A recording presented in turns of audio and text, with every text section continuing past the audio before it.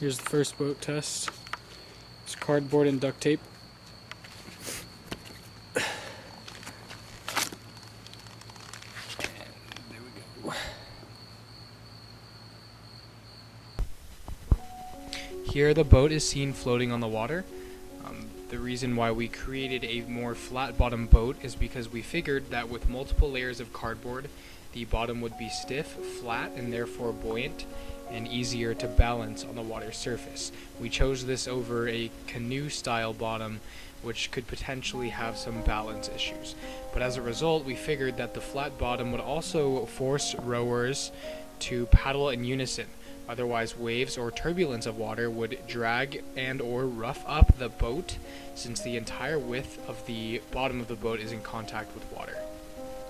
Now, another key aspect of the boat's design is the streamlined structure, in which we shape the front and back of the model in a more pointed structure.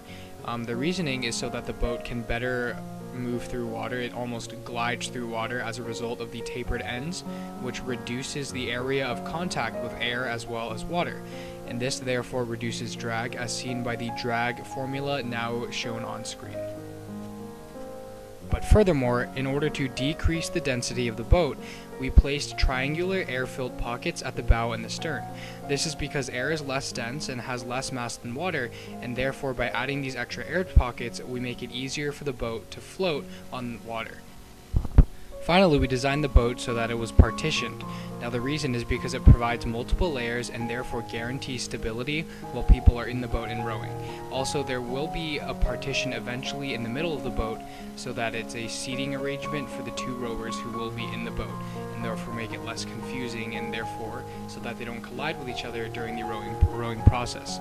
But furthermore, the reason why we added multiple layers onto the boat is because it lowers the center of gravity for the boat with multiple layers, and therefore it makes it a lot tougher for the boat to tip over during rowing phase. This current clip shows a weight test by putting a weight inside the boat to see if it's still able to float with substance inside of it. The current weight is 5 pounds, and the boat managed to float incredibly well with no changes to how it's floating or water leakage. However, when the 15-pound weight was placed into the boat, there were a few more problems. Not only did the boat sink further into the water, as shown by the increased water level on the sides of the boat, but there were also water leakage problems as the duct tape was not completely airtight.